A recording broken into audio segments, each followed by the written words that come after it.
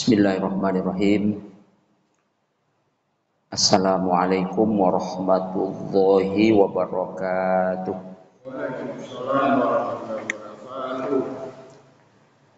Alhamdulillah alladzi arsala rasulahu bil huda wa dinil haqq liyuzhirahu 'ala ad-dini kullihi wa kafa billahi syahida.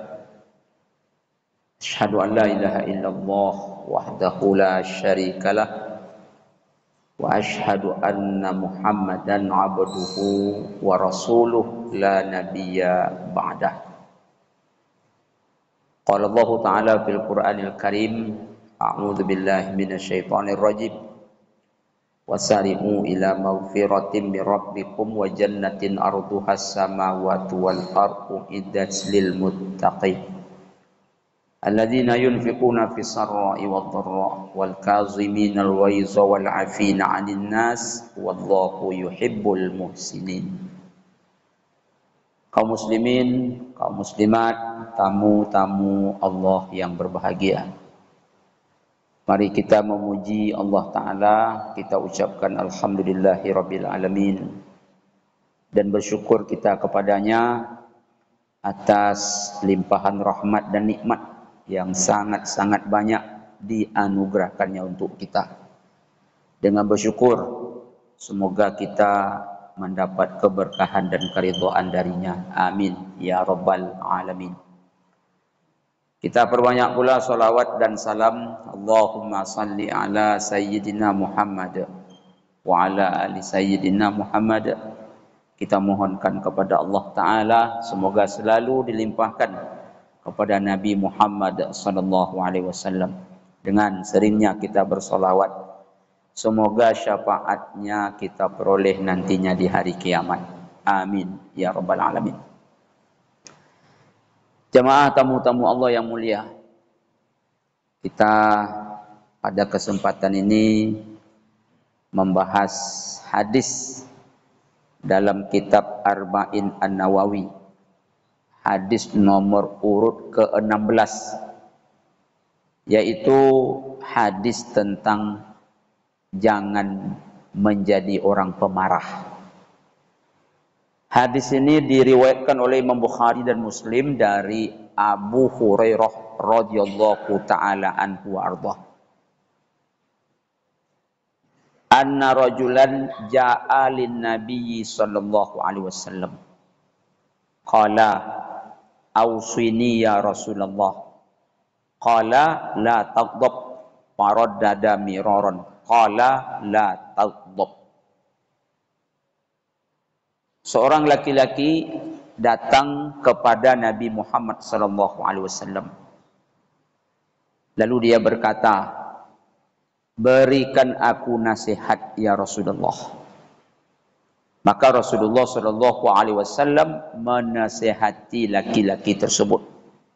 Apa nasihat Rasulullah? La taghdab. Jangan pemarah. Faraddada miraran qala la taghdab. Rasul mengulang-ulangnya beberapa kali. Jangan pemarah, jangan pemarah, jangan engkau pemarah. Jemaah, hadis ini adalah nasihat Rasulullah di samping untuk lelaki yang bertanya, juga untuk kita semua. Baiklah jemaah tamu-tamu Allah. Marah ini hanya satu kata. Tetapi kalau kita lampiaskan, maka mafsadatnya sangat banyak. Bahayanya sangat besar. Walaupun dia hanya satu kata. Tapi kalau kita pandai menahan amarah, maka manfaatnya sangat luar biasa pula. Baik. Semoga Allah Ta'ala mudahkan. Apa bahayanya marah tersebut? Yang pertama, orang kalau marah itu biasanya yang diucapkan tak tentu arah. Yang namanya orang marah itu biasanya yang diucapkan itu yang jorok-jorok, yang kotor-kotor, yang ledah-ledah, Bahkan keluar kadang-kadang sumpah serapah. Jarang-jarang orang marah bicaranya baik, jarang. Jarang-jarang orang kalau marah bicaranya benar, jarang. Rasulullah SAW bersabda, "Man kana yu'minu billahi wal yaumil akhir falyaqul khairan aw liyasmut." Siapa yang benar-benar beriman kepada Allah dan hari akhirat, hendaklah berkata baik. Tak sanggup berkata baik, diam. Pertanyaan, orang marah mana yang bisa berkata baik? Jarang. Jadi orang kalau sudah marah, efek pertama bicaranya kasar, keji, kotor, jorok. Contoh, orang kalau marah ada yang menyebut nama binatang. Dan binatang yang disebut oleh orang yang sedang marah biasanya binatang-binatang haram. Maaf. Ini contoh aja nih. Apa yang disebut oleh orang yang marah? Maaf ini, anjing, babi. Ada yang marah seperti itu, Ustaz? Oh banyak. Semoga jemaah tak termasuk. Saya juga tak termasuk. Tapi ada yang seperti itu, ada. Tak ada orang marah ikan patin. Itu tak ada jemaah. Ada seorang suami marah ke istrinya, ikan patin. Dibalas oleh istrinya, ikan baung. Mana ada? Tak ada. Tapi apa yang disebut oleh orang yang sedang marah? Maaf. Anjing, babi, kera, lotong, monyet. Nauzubillah. Ini efek pertama. Ledah lisan orang pemarah. Kemudian, apa lagi yang diucapkan oleh orang yang marah? Maaf.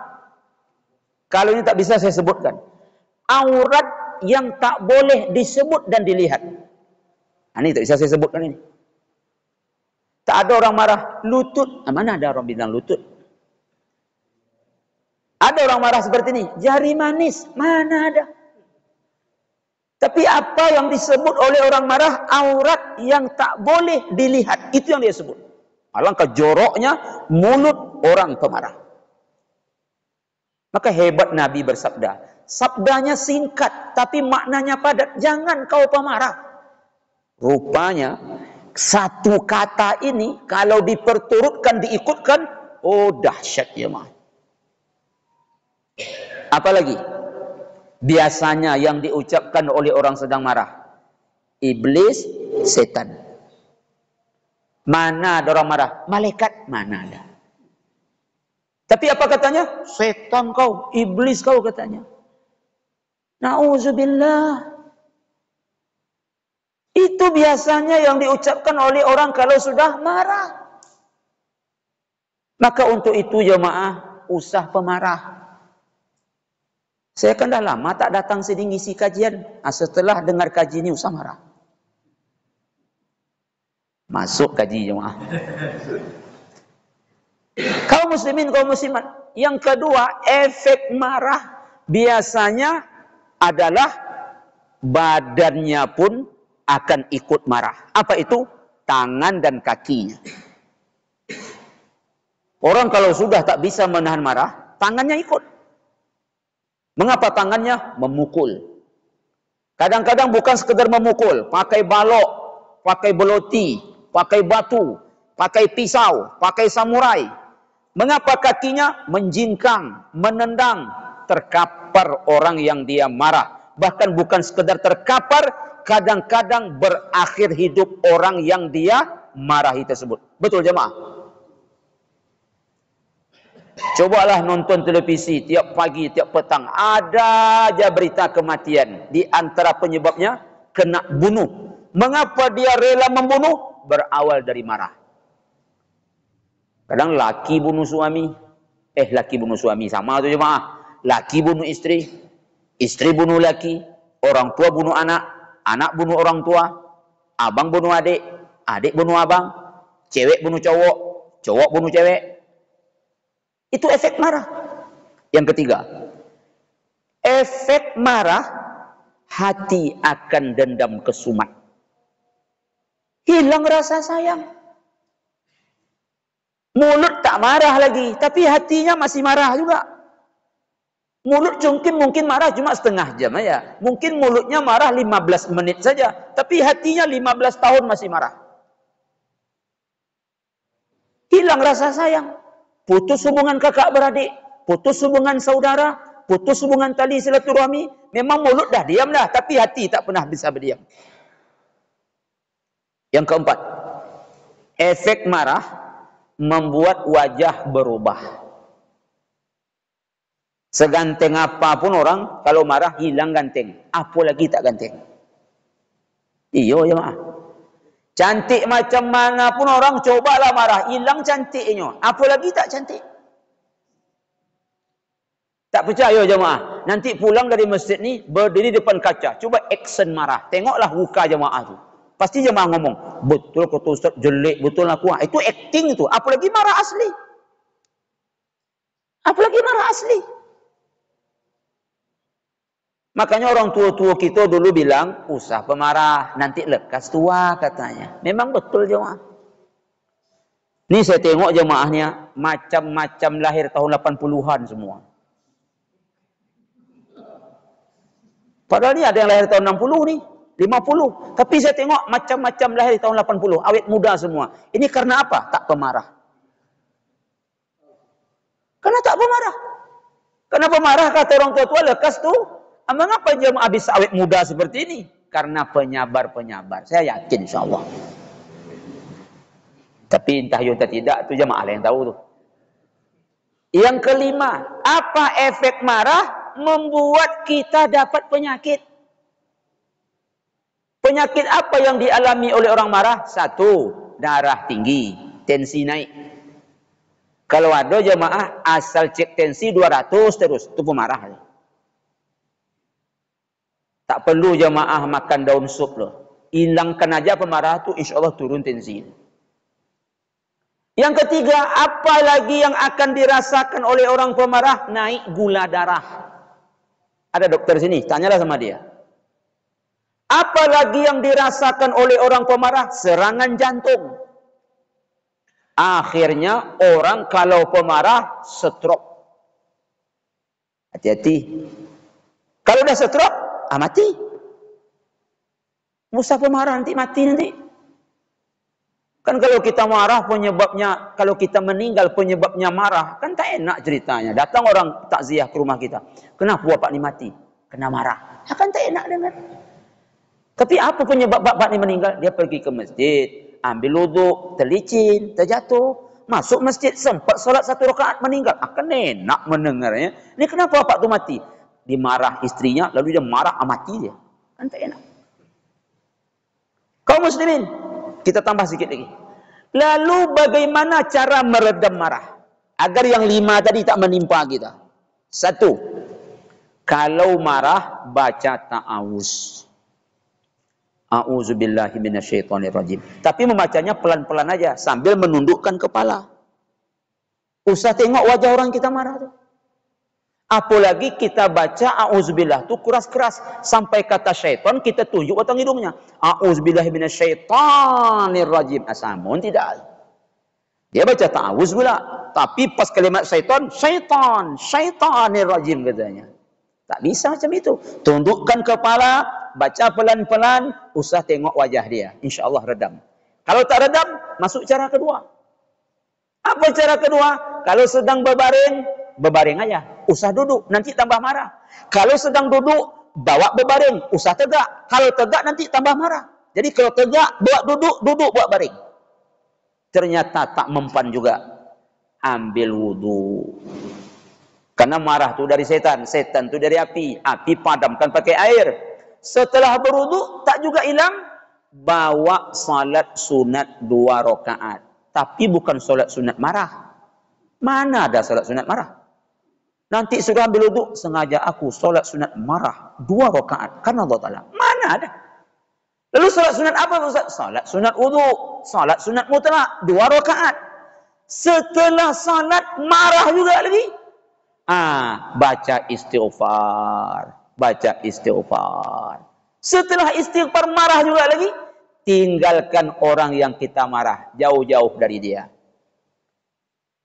Usah tengok wajah dia terus, nanti tak hilang marah kita. Pergi ke masjid, tenangkan badan dalam masjid, tenangkan hati. Ali dulu begitu marah sama Fatimah, dia lari ke masjid.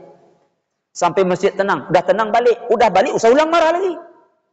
Nah, jadi besok kalau ada jemaah lama di masjid, berarti kena marah sama bininya di rumah itu. Mencari ketenangan di masjid. Nah, kaum muslimin, kaum muslimat. Dan apabila kita bisa meredam marah, apa balasannya? Dengarkan, ini kabar baik. Khusus buat bapak-bapak yang pemarah, mulai hari ini usah marah lagi. Ini balasannya. Apa kata Rasulullah? Man kazama ghaizan wa huwa qadirun ayyun tizahu da'ahu Allahu yaumal qiyamah ala ru'usil khalaiq hatta yukhayyirahu Allah minal huril ain ma syaa. Ini kabar gembira nih. Siapa yang mau marah tapi tak jadi, dia tahan, Allah akan panggil nanti dia di hari kiamat di depan seluruh makhluk, depan malaikat, depan jin, depan manusia. Lalu apa kata Allah? Pilih bidadari mana yang kau inginkan. Maka bapak-bapak yang pemarah, mulai hari ini usah marah lagi.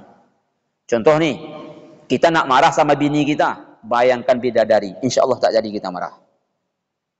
Disuruh memilih bidadari. Pak Ustaz, itu hadis Pak Ustaz, hadis. Siapa perawinya? Imam Abu Daud. Saya ingin dalilnya Al-Quran Pak Ustaz. Memangnya kalau hadis mengapa? Tak cukup rasanya Pak Ustaz. Ingin saya dalilnya Al-Quran, agar setelah ini saya akan tahan marah saya, agar saya dapat surga. Nah, dengarkan dalilnya Al-Quran. Wasari'u ila maghfiratin min rabbikum wa jannatin arduha as-samawati wal ardh uiddat lil muttaqin. Bersegera kamu untuk mendapatkan ampunan Rabbmu dan surganya seluas langit dan bumi. Untuk siapa? Untuk orang bertakwa. Apa ciri-cirinya? Allazina yunfiquna fis sarai wad-dharra wal kaziminal ghaiz. Apa arti wal kaziminal ghaiz? Orang yang pandai menahan amarah. Ini orang bertakwa, tempatnya adalah surga. Kalau kita gabungkan dengan hadis tadi, nanti disuruh memilih pasangan di dalam surga. Jemaah, selamat untuk tidak menjadi orang pemarah. Tapi kajinya masih panjang, kita sambung bulan depan, masih tentang marah. Terima kasih jemaah atas perhatian. Mohon maaf banyak kekurangan. Kita tutup dengan doa kafaratul majelis. Subhanakallahumma wa bihamdika asyhadu alla ilaha illa anta astaghfiruka wa atubu ilaik. Billahi taufiq wal hidayah. Wassalamualaikum warahmatullahi wabarakatuh.